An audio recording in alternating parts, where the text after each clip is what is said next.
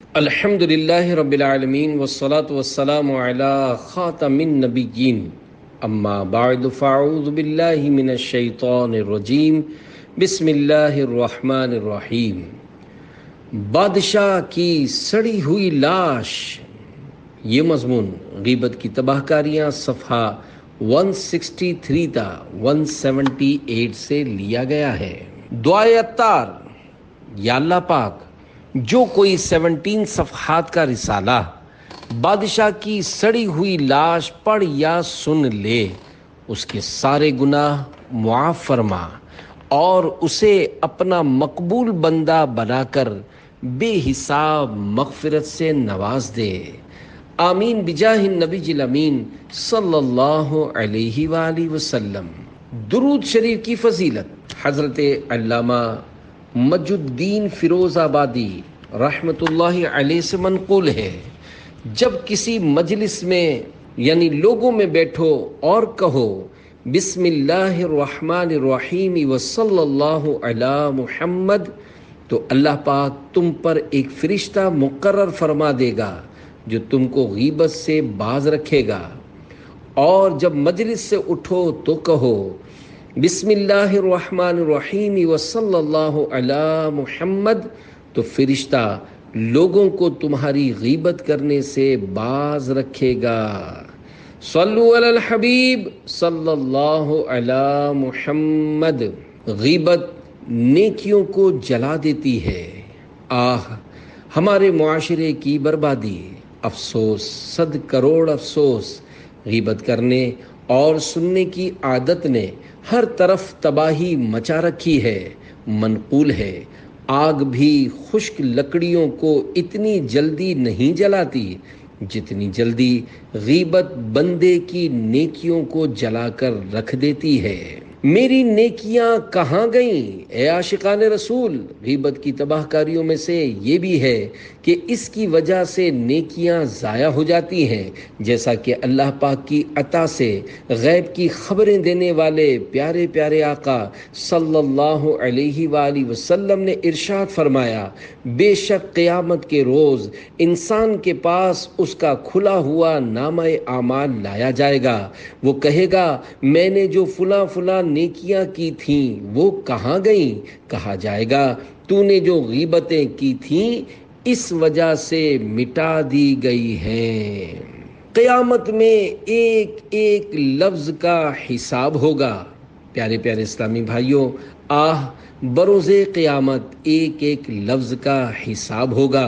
غور کیجئے، اس فانی دنیا میں عمر عزیز کے 4 دن گزارنے کے بعد ہمیں اندھیری قبر میں اتار دیا جائے گا، پھر اس کی وحشت آمیز تنہائیوں میں نہ جانے کتنا عرصہ ہمارا قیام ہوگا۔ پھر جب عرصہ محشر میں حساب و کتاب کے لیے حاضری ہوگی تو اپنا ہر عمل اپنے نامہ اعمال میں لکھا ہوا دکھائی دے گا، جیسا کہ قرآن مجید فرقان حمید کے پارہ 30 سورۃ الزلزال آیت نمبر 6 تا 8 میں ارشاد ہوتا ہے، یومئذ یصدر الناس اشتاتا لیروا اعمالهم فمن يعمل مثقال ذرة خيرا يره ومن يعمل مثقال ذرة شرا يره۔ ترجمہ کنز الایمان۔ اس دن لوگ اپنے رب کی طرف پھریں گے کئی راہ ہو کر تاکہ اپنا کیا دکھائے جائیں، تو جو ایک ذرہ بھر بھلائی کرے اسے دیکھے گا اور جو ایک ذرہ بھر برائی کرے اسے دیکھے گا۔ آہ اللہ قدیر کی خفیہ تدبیر ہمارے بارے میں کیا ہے؟ کچھ نہیں معلوم۔ آیا بارگاہ رب العزت سے پروانہ مغفرت جاری ہوگا یا معاذ اللہ دخول جہنم کا حکم ملے گا؟ اس کا کچھ نہیں پتا۔ نسأل العافیہ، یعنی ہم عافیت کا سوال کرتے ہیں۔ گر تو ناراض ہوا میری ہلاکت ہوگی، ہائے میں نار جہنم میں جلوں گا یا رب، عفو کر اور صدا کے لیے راضی ہو جا، گر کرم کر دے تو جنت میں رہوں گا یا رب۔ صلو علی الحبیب صلی اللہ علی محمد، توبو الی اللہ استغفر اللہ، صلو علی الحبیب صلی اللہ علی محمد۔ جس کی غیبت کی جائے وہ فائدے میں، جب آپ کو معلوم ہو کہ میری غیبت کی گئی ہے تو سیخ پا ہونے یعنی غصے میں آ جانے کے بجائے صبر و تحمل سے کام لیجئے، اور یوں بھی نقصان اسی کا ہوتا ہے جس نے غیبت کی۔ جس کی غیبت کی گئی وہ تو فائدے ہی میں رہتا ہے۔ چنانچہ حضرت سیدنا ابو امامہ رضی اللہ عنہ فرماتے ہیں، بندے کو قیامت کے دن جب اس کا نامہ اعمال دیا جائے گا تو وہ اس میں ایسی نیکیاں دیکھے گا جو اس نے نہ کی ہوں گی۔ عرض کرے گا، اے میرے رب، یہ میرے لیے کہاں سے آ گئیں؟ کہا جائے گا، یہ وہ نیکیاں ہیں جو لوگوں نے تمہاری غیبت کی تھی۔ میری ماں میری نیکیوں کی زیادہ حقدار ہے۔ حضرت سیدنا عبداللہ بن مبارک رحمۃ اللہ علیہ کے سامنے کسی نے غیبت کا تذکرہ کیا تو فرمایا، اگر میں کسی کی غیبت کرنا درست جانتا تو اپنی ماں کی غیبت کرتا، کیونکہ میری نیکیوں کی سب سے زیادہ حقدار وہی ہے۔ ماں کے پورے حقوق ادا نہیں کیے جا سکتے۔ پیارے پیارے اسلامی بھائیوں، دل کو چوٹ لگانے کے لیے اس حکایت میں عبرت کے کافی مدنی پھول ہیں۔ گویا فرما رہے ہیں کہ نیکیاں چونکہ انمول ہیں اور ماں کے حقوق سے بھی سبکدوشی ممکن نہیں، لہذا اگر نیکیاں کسی کو دینی ہی ہوں تو انسان اپنی ماں ہی کو کیوں نہ دے دے۔ اس حکایت سے ماں کی اہمیت کا بھی پتہ چلتا ہے۔ بہرحال غیبت میں کوئی بھلائی نہیں، اس میں رسوائی ہی رسوائی ہے۔ اے پیارے خدا از پے سلطان مدینہ، غیبت کی نحوست سے میری جان چھڑا دے، آدھے گناہ معاف۔ حضرت سیدنا عطا خراسانی رحمۃ اللہ علیہ فرماتے ہیں، اگر کوئی آپ کی غیبت کرے تو پریشان نہ ہو، غیبت کرنے والا نادانستہ طور پر آپ ہی کے ساتھ بھلائی کر رہا ہے۔ ہمیں یہ بات پہنچی ہے کہ جس کی ایک بار غیبت کی جائے اس کے نصف یعنی آدھے گناہ معاف ہو جاتے ہیں۔ ساری رات کی عبادت اور غیبت۔ ایک بار حضرت سیدنا حاتم اصم رحمۃ اللہ علیہ کی نماز تہجد فوت ہو گئی تو زوجہ محترمہ نے آپ رحمۃ اللہ علیہ کو اس پر عار یعنی غیرت دلائی۔ آپ رحمۃ اللہ علیہ نے فرمایا، گزشتہ شب کچھ افراد ساری رات نوافل میں مصروف رہے ہیں اور صبح انہوں نے میری غیبت کی ہے، تو ان کی اس رات کی عبادت بروز قیامت میرے میزان عمل یعنی اعمال تلنے کے ترازو میں رکھ دی جائے گی۔ 100 برس کی نفلی عبادت اور ایک غیبت۔ اے عاشقان اولیاء، بزرگان دین رحمت اللہ علیہم کے فرامین میں حکمت کے بے شمار مدنی پھول ہوتے ہیں۔ مذکورہ حکایت میں غیبت کرنے والوں کو بڑے اچھوتے انداز میں چوٹ لگائی گئی ہے تاکہ وہ غیبتیں کر کے اپنی عبادتیں داؤ پر نہ لگائیں۔ اس حکایت سے یہ مدنی پھول بھی ملا کہ جو آدمی خواہ ساری رات عبادات میں گزارے مگر غیبتوں سے باز نہ آئے تو اس کی عبادات و ریاضات ان لوگوں کو دے دی جائیں گی جن کی غیبتیں اور حق تلفیاں کی ہیں۔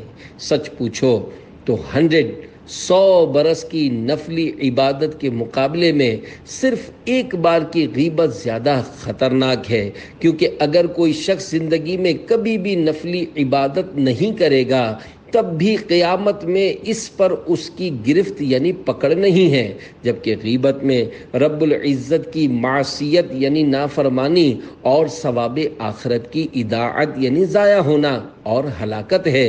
دنیا کی ساری دولت کا ہاتھ سے جاتے رہنا اگرچہ نفس پر گراں بار ہے مگر حقیقت میں بہت چھوٹا نقصان ہے، اور قیامت میں ایک نیکی بھی اگر کسی کو حق تلفی کے عوض دینی پڑ گئی تو خدا کی قسم یہ بہت بڑا نقصان ہے۔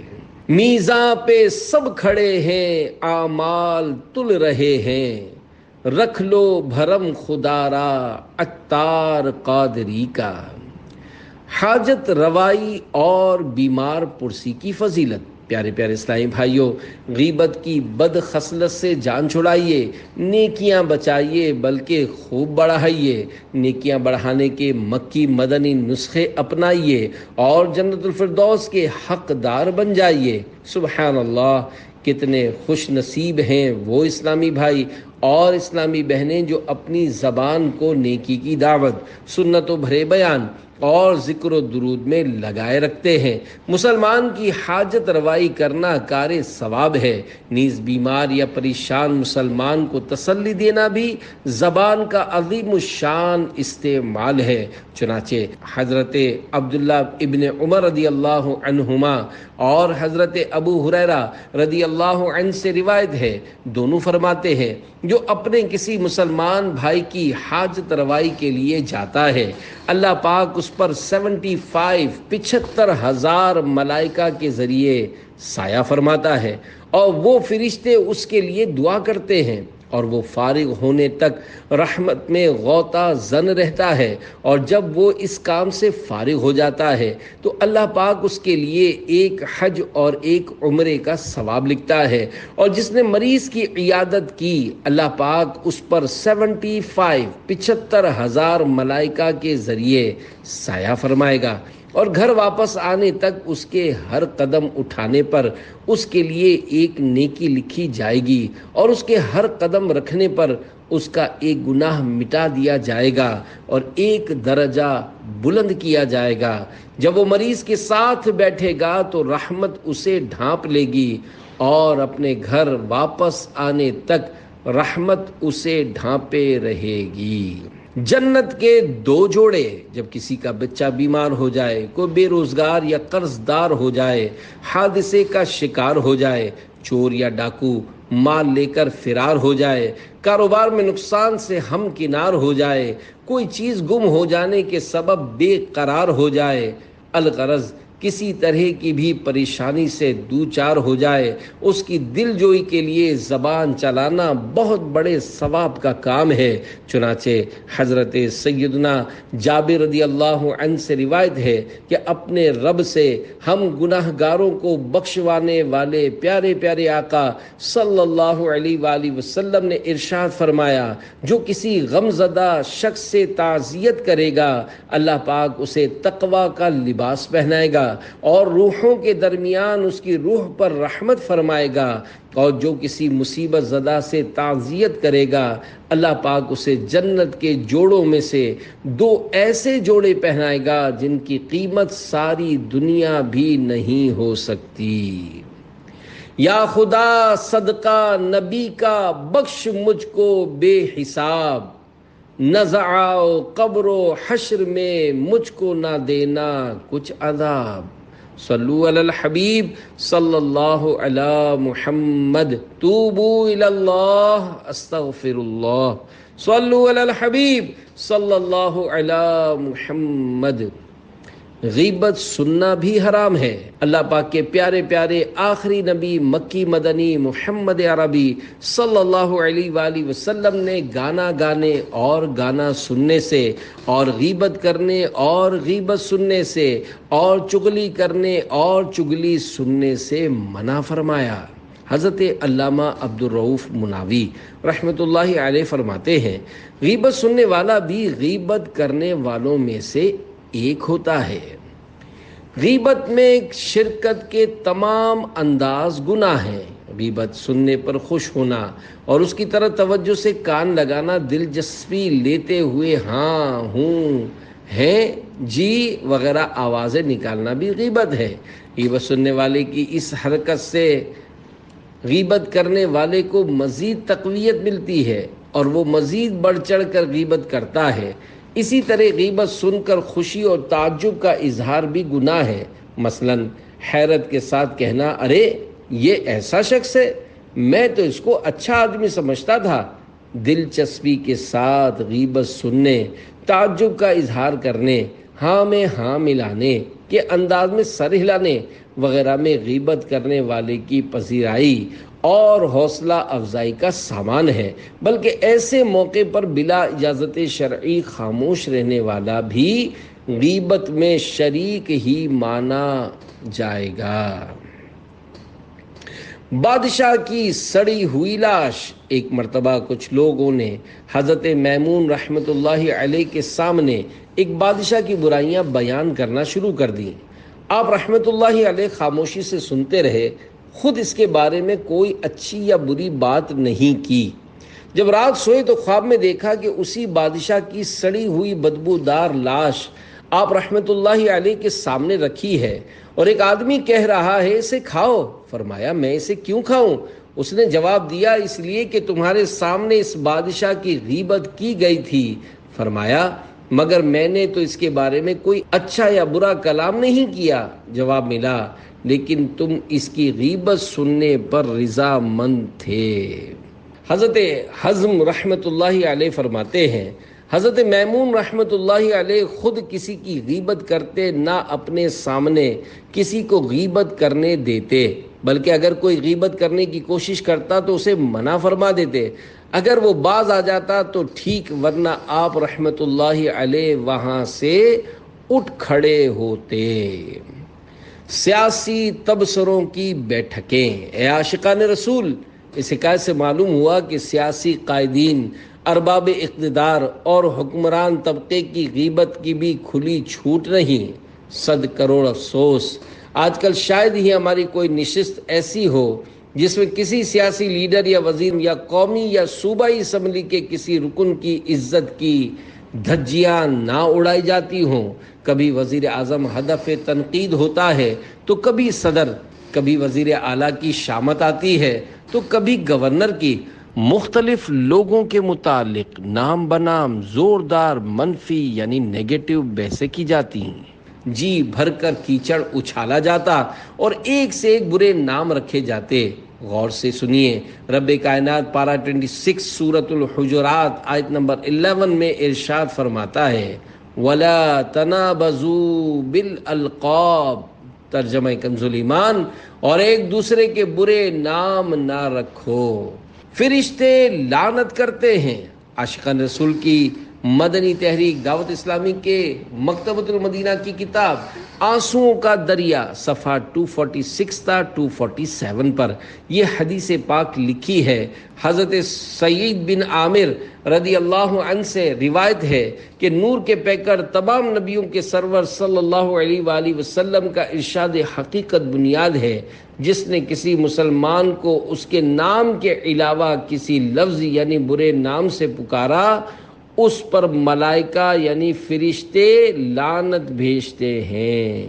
اخباری خبروں کا حال بے حال۔ من چلے نوجوانوں کی اکثر منڈلیوں، ٹولیوں اور بڑے بوڑھوں کی کثیر بیٹھکوں میں حکمران اور سیاسی لیڈروں کے بارے میں غیبت، تہمتوں، بدگمانیوں، عیب دریوں کا وہ منحوس سلسلہ چلتا ہے کہ الامان والحفیظ۔ پھر ستم بالائے ستم یہ کہ دلیل بھی کسی کے پاس کچھ نہیں ہوتی۔ شاید کوئی کہے کہ کیوں نہیں، ہم نے فلاں اخبار میں پڑھا تھا۔ اب بالفرض وہ اخبار فلمی اداکاراؤں کی فحش اداؤں کی تصویروں سے بھرپور اشتہاروں، گندی حرکتوں کے جذبات بھڑکانے والی سیکس اپیلنگ خبروں، چھپ کر گناہ کرنے والوں کی بلا ضرورت شرعی آبرو ریزیوں، حکمرانوں، سیاستدانوں اور معاشرے کے ہر طبقے کے مسلمانوں کی تذلیلوں، تہمتوں اور الزام تراشیوں اور مرے ہوئے مسلمانوں تک کی غیبتوں سے بھرپور رہتا ہو، تو میرے خیال میں اگر کوئی ولی اللہ بھی غیبتوں اور گناہوں بھری خبروں سے بھرپور اور بے پردہ عورتوں کی تصویروں سے معمور ایسا اخبار پڑھنے میں مشغول ہو تو شاید اپنی ولایت نہ بچا پائے۔ برائیوں سے سرشار کسی ایسے اخبار میں چھپی ہوئی عیب دریوں اور غیبتوں بھری خبر کو دلیل کیسے بنایا جا سکتا ہے؟ اگر خبر سچی بھی تھی تب بھی بلا مصلحت شرعی کسی مسلمان کی برائی چھاپنے اور بیان کرنے اور اس طرح کی گناہوں بھری خبر بلا اجازت شرعی پڑھنے کی شریعت نے کب اجازت دی ہے؟ اسی کو تو اسلام نے عیب دری اور غیبت قرار دے کر اس کی بھرپور انداز میں حوصلہ شکنی فرمائی ہے۔ کتوں کی طرح کاٹتے اور نوچتے ہوں گے۔ بہرحال ایسی صحبتوں اور بیٹھکوں کو ترک کرنا ضروری ہے جن میں گناہوں بھری بحثیں چھڑتی، حالات حاضرہ پر فضول تبصرے ہوتے، مسلمانوں کی عزتیں پامال ہوتی اور خوب غیبتیں کی جاتی ہیں۔ عاشقان رسول کی مدنی تحریک دعوت اسلامی کے مکتبۃ المدینہ کی کتاب آنسوؤں کا دریا صفحہ 253 پر ہے۔ ایک بزرگ رحمت اللہ علیہ فرماتے ہیں کہ جب قیامت کا دن آئے گا تو اللہ پاک کی نافرمانی کے لیے مل کر بیٹھنے والے اور گناہوں پر ایک دوسرے کی مدد کرنے والے جمع ہوں گے، پھر وہ گھٹنوں کے بل کھڑے ہوں گے اور ایک دوسروں کو کتوں کی طرح کاٹتے اور نوچتے ہوں گے۔ یہ وہ بد نصیب ہوں گے جو بغیر توبہ کیے دنیا سے رخصت ہوئے ہوں گے۔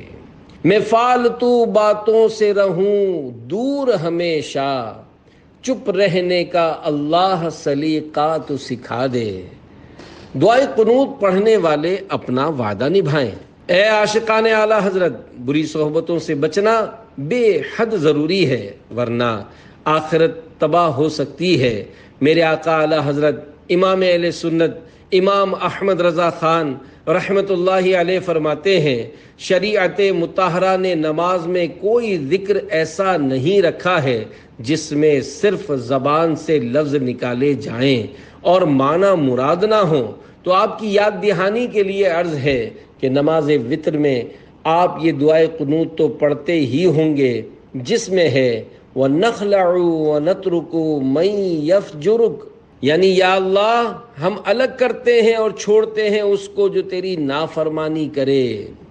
اگر آج سے پہلے معنی معلوم نہیں تھے تو چلیے اب پتہ چل گیا، لہذا اپنے رب کریم سے کیے جانے والے روز روز کے اس وعدے کو اب عملی جامہ پہنا ہی دیجیے، اور نماز نہ پڑھنے والوں، گالیوں، بدگمانیوں، تہمتوں، غیبتوں، چغلیوں اور طرح طرح سے نافرمانیوں میں ملوث رہنے والوں، فاسقوں اور فاجروں کی بیٹھکوں اور ان کی صحبتوں سے توبہ کر لیجئے۔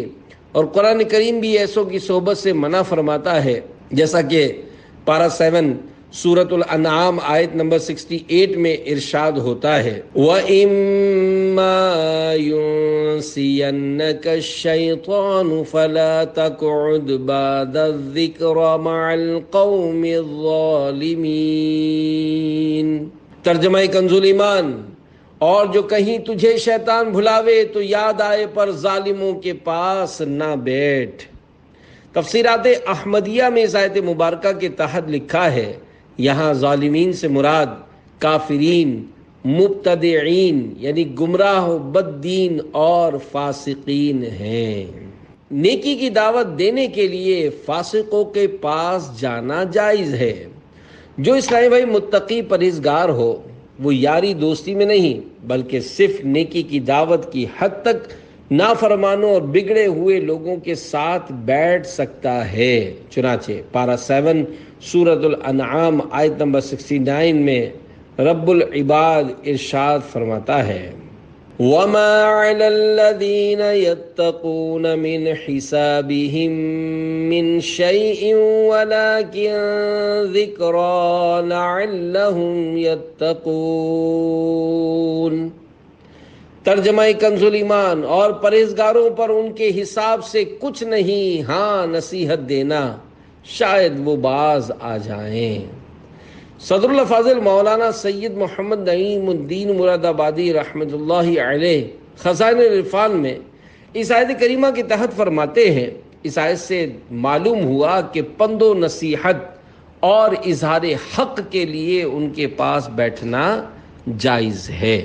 حجاج بن یوسف کی غیبت سے بھی پرہیز۔ ہمارے بزرگان دین رحمت اللہ علیہم کو غیبت کے معاملے میں اللہ کریم کا اس قدر ڈر رہتا تھا کہ جن کے ظلم و ستم کی داستانیں مشہور و معروف ہوتی ان کا بھی بلا ضرورت شرعی تذکرہ کرنے سے بچتے رہتے، جیسا کہ حضرت علامہ اسماعیل حقی رحمۃ اللہ علیہ فرماتے ہیں، حضرت امام محمد ابن سیرین رحمۃ اللہ علیہ سے عرض کی گئی، کیا بات ہے کہ آپ نے کبھی بھی حجاج بن یوسف کے بارے میں وہ لفظ نہیں بولے، یعنی اسے برا بھلا نہیں کہا؟ فرمایا، یعنی میں اللہ پاک کی خفیہ تدبیر سے ڈرتا ہوں، کہیں ایسا نہ ہو کہ قیامت کے دن اللہ پاک توحید کی برکت سے اسے تو چھوڑ دے، یعنی چونکہ وہ مسلمان تھا لہذا اس نسبت کے سبب اپنے فضل و کرم سے اسے بے حساب بخش دے، اور مجھے اس کی غیبت کرنے کی وجہ سے عذاب میں مبتلا فرما دے۔ 3 عیوب کی نحوست کی عبرتناک حکایت۔ اے عاشقان رسول، اللہ پاک بے نیاز ہے، اس کی خفیہ تدبیر کس کے بارے میں کیا ہے وہ کوئی نہیں جانتا، لہذا کوئی مسلمان خواہ کتنا ہی بڑا گناہ گار ہو اس کے بارے میں ہم یہ نہیں کہہ سکتے کہ یہ ضرور جہنم ہی میں جائے گا۔ جب اس کی تدبیر غالب آتی ہے تو بڑے بڑوں کی وہ پکڑ ہو جاتی ہے کہ علمان والحفیظ۔ عاشقان رسول کی مدنی تحریک کے مکتبۃ المدینہ کے رسالے برے خاتمے کے اسباب 31 صفحات صفحہ 5 پر ہے، منہاج العابدین میں ہے۔ حضرت سیدنا فضیل بن عیاض رحمۃ اللہ علیہ اپنے ایک شاگرد کی نزع کے وقت تشریف لائے اور اس کے پاس بیٹھ کر سورہ یاسین شریف پڑھنے لگے تو شاگرد نے کہا سورہ یاسین پڑھنا بند کر دو۔ پھر آپ رحمۃ اللہ علیہ نے اسے کلمہ شریف کی تلقین فرمائی۔ مرنے والے کو یہ نہ کہا جائے کہ کلمہ پڑھ، بلکہ تلقین کا صحیح طریقہ یہ ہے کہ سکرات والے کے پاس بلند آواز سے کلمہ شریف کا ورد کیا جائے تاکہ اسے بھی یاد آ جائے۔ وہ بولا، میں ہرگز یہ کلمہ نہیں پڑھوں گا، میں اس سے بیزار ہوں۔ بس انہی الفاظ پر اس کی موت واقع ہو گئی۔ حضرت فضیل رحمت اللہ علیہ کو اپنے شاگرد کے برے خاتمے کا سخت صدمہ ہوا۔ 40 روز تک اپنے گھر میں بیٹھے روتے رہے۔ 40 دن کے بعد آپ رحمت اللہ علیہ نے خواب میں دیکھا کہ فرشتے اس شاگرد کو جہنم میں گھسیٹ رہے ہیں۔ آپ رحمت اللہ علیہ نے اس سے پوچھا، کس سبب سے؟ اللہ پاک نے تیری معرفت سلب فرما لی، میرے شاگردوں میں تیرا مقام تو بہت اونچا تھا۔ اس نے جواب دیا، 3 عیوب کے سبب: نمبر 1 چغلی، نمبر 2 حسد، نمبر 3 شراب نوشی۔ ایک بیماری سے شفا پانے کی غرض سے طبیب کے مشورے پر ہر سال شراب کا 1 گلاس پیتا تھا۔ نزع میں کفر بکنے کا شرعی مسئلہ۔ پیارے پیارے اسلامی بھائیوں، خوف خدا سے لرز اٹھیے اور گھبرا کر اپنے معبود برحق کو راضی کرنے کے لیے اس کی بارگاہ بے کس پناہ میں جھک جائیے۔ چغلی، حسد اور شراب نوشی کے سبب ولی کامل کا شاگرد کفریہ کلمات بول کر مرا۔ یہاں ایک ضروری مسئلہ سمجھ لیجئے۔ چنانچہ صدر الشریعہ بدر الطریقہ حضرت علامہ مولانا مفتی محمد امجد علی اعظمی رحمۃ اللہ علیہ فرماتے ہیں، مرتے وقت معاذ اللہ اس کی زبان سے کلمہ کفر نکلا تو کفر کا حکم نہ دیں گے کہ ممکن ہے موت کی سختی میں عقل جاتی رہی ہو اور بے ہوشی میں یہ کلمہ نکل گیا۔ اکثر خطائیں زبان سے ہوتی ہیں۔ پیارے اسلامی بھائیوں، واقعی غلط چلنے والی زبان انسان کو بہت پریشان کرتی ہے۔ انسان اسی زبان سے گالیاں نکال کر، جھوٹ بول کر، غیبتیں کر کے، چغلیاں کھا کر اپنی آخرت کو داؤ پر لگاتا ہے۔ اس زبان کی آفتوں سے اللہ پاک کی پناہ۔ مشہور صحابی حضرت عبداللہ بن مسعود رضی اللہ عنہ سے روایت ہے کہ حضور اکرم صلی اللہ علیہ وآلہ وسلم نے ارشاد فرمایا، انسان کی اکثر خطائیں اس کی زبان سے ہوتی ہیں۔ روزانہ صبح و آدھا زبان کی خوشامد کرتے ہیں۔ حضرت ابو سعید خدری رضی اللہ عنہ سے روایت ہے، جب انسان صبح کرتا ہے تو اس کے تمام اعضاء زبان کے سامنے عاجزانہ یہ کہتے ہیں کہ ہمارے بارے میں اللہ پاک سے ڈر، کیونکہ ہم تجھ سے ہی وابستہ ہیں۔ اگر تو سیدھی رہے گی تو ہم سیدھے رہیں گے، اور اگر تو ٹیڑھی ہو گئی تو ہم بھی ٹیڑھے ہوں۔ جو دل میں ہوتا ہے وہی زبان پر آتا ہے۔ مشہور مفسر قرآن حکیم الامت حضرت مفتی احمد یار خان رحمۃ اللہ علیہ اس حدیث پاک کے تحت فرماتے ہیں، نفع و نقصان، راحت و آرام، تکالیف و آلام میں اے زبان ہم تیرے ساتھ وابستہ ہیں، اگر تو خراب ہوگی ہماری شامت آ جاوے گی، تو درست ہوگی ہماری عزت ہوگی۔ خیال رہے زبان دل کی ترجمان ہے، اس کی اچھائی برائی دل کی اچھائی برائی کا پتہ دیتی ہے۔ زبان کی بے احتیاطی کی آفتیں، پیارے پیارے اسلامی بھائیو، واقعی زبان اگر ٹیڑھی چلتی ہے تو بعض اوقات فسادات برپا ہو جاتے ہیں۔ اسی زبان سے اگر مرد اپنی بیوی کو طلاق کہہ دے تو کئی صورتوں میں طلاق مغلظہ واقع ہو جاتی ہے۔ اسی زبان سے اگر کسی کو برا بھلا کہا اور اس کو طیش یعنی غصہ آ گیا تو بعض اوقات قتل و غارت گری تک نوبت پہنچ جاتی ہے۔ اسی زبان سے اگر کسی مسلمان کو بلا اجازت شرعی ڈانٹ دیا اور اس کی دل آزاری کر دی تو یقیناً اس میں گناہ گاری اور جہنم کی حقداری ہے۔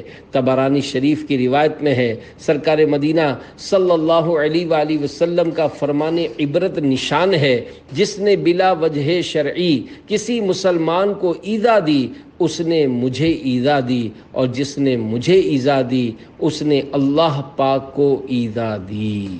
ہمیشہ کی رضا و ناراضی، حضرت بلال بن حارث رضی اللہ عنہ روایت کرتے ہیں، سلطان دو جہان صلی اللہ علیہ وآلہ وسلم کا فرمان حقیقت نشان ہے، کوئی شخص اچھی بات بول دیتا ہے، اس کی انتہا نہیں جانتا، اور اس کی وجہ سے اس کے لیے اللہ پاک کی رضا اس دن تک کے لیے لکھی جاتی ہے جب وہ اس سے ملے گا۔ اور ایک آدمی بری بات بول دیتا ہے جس کی انتہا نہیں جانتا، اللہ پاک اس کی وجہ سے اپنی ناراضی اس دن تک لکھ دیتا ہے جب وہ اس سے ملے گا۔ پہلے تولو پھر منہ سے بولو، مشہور مفسر قرآن حکیم الامت حضرت مفتی احمد یار خان رحمۃ اللہ علیہ اس حدیث پاک کے تحت فرماتے ہیں، یعنی بعض اوقات آدمی کوئی بات ایسی بری بول دیتا ہے جس سے رب کریم ہمیشہ کے لیے ناراض ہو جاتا ہے، لہذا انسان کو چاہیے کہ بہت سوچ سمجھ کر بات کیا کرے۔ حضرت علقمہ رضی اللہ عنہ فرمایا کرتے تھے کہ مجھے بہت سی باتوں سے بلال ابن حارث رضی اللہ عنہ کی مذکورہ حدیث روک دیتی ہے، یعنی میں کچھ بولنا چاہتا ہوں کہ یہ حدیث سامنے آ جاتی ہے اور میں اس خوف سے خاموش ہو جاتا ہوں کہ کہیں ایسی بات منہ سے نہ نکل جائے جس کی وجہ سے اللہ کریم ہمیشہ کے لیے مجھ سے ناراض ہو جائے۔ قفل مدینہ لگانے ہی میں عافیت ہے، اے عاشقان رسول، بے سوچے سمجھے بول پڑنا بے حد خطرناک نتائج کا حامل ہو سکتا اور اللہ پاک کی ہمیشہ کی ناراضی کا باعث بن سکتا ہے۔ یقیناً زبان کا قفل مدینہ لگانے یعنی اپنے آپ کو غیر ضروری باتوں سے بچانے ہی میں عافیت ہے۔ خاموشی کی عادت ڈالنے کے لیے کچھ نہ کچھ گفتگو لکھ کر یا اشارے سے کر لیا کرنا بے حد مفید ہے، کیونکہ جو زیادہ بولتا ہے عموماً خطائیں بھی زیادہ کرتا ہے، راز بھی فاش کر ڈالتا ہے۔ غیبت و چغلی اور عیب جوئی جیسے گناہوں سے بچنا بھی ایسے شخص کے لیے بہت دشوار ہوتا ہے، بلکہ بک بک کا عادی بعض اوقات معاذ اللہ کفریات بھی بک ڈالتا ہے۔ دل کی سختی کا انجام، اللہ الرحمن ہم پر رحم فرمائے اور ہماری زبان کو لگام نصیب کرے کہ یہ ذکر اللہ سے غافل رہ کر فضول بول بول کر دل کو بھی سخت کر دیتی ہے۔ اللہ غنی کے پیارے نبی مکی مدنی صلی اللہ علیہ وآلہ وسلم کا فرمان عبرت نشان ہے، فحش کوئی سخت دلی سے ہے اور سخت دلی آگ میں سے ہے۔ بک بک کی عادت کفر میں ڈال سکتی ہے۔ مشہور مفسر قرآن حکیم الامت حضرت مفتی احمد یار خان رحمۃ اللہ علیہ اس حدیث پاک کے تحت فرماتے ہیں، یعنی جو شخص زبان کا بے باک ہو کہ ہر بری بھلی بات بے دھڑک منہ سے نکال دے، تو سمجھ لو کہ اس کا دل سخت ہے، اس میں حیا نہیں۔ سختی وہ درخت ہے جس کی جڑ انسان کے دل میں ہے اور اس کی شاخ دوزخ میں۔ ایسے بے دھڑک انسان کا انجام یہ ہوتا ہے کہ وہ اللہ رسول کی بارگاہ میں بھی بے ادب ہو کر کافر ہو جاتا ہے۔ جی چاہتا ہے خوب گناہوں پہ میں روؤں، افسوس مگر دل کی قساوت نہیں جاتی۔ صلو علی الحبیب صلی اللہ علی محمد، توبوا الی اللہ، استغفر اللہ، صلو علی الحبیب صلی اللہ علی محمد۔ فرمانے امیر اہل سنت دامت برکاتہم العالیہ، جب بھی بولیں اچھا بولیں کہ میٹھے بول میں ایسا جادو ہے کہ نافرمان و باغی اطاعت گزار ہو جاتے ہیں۔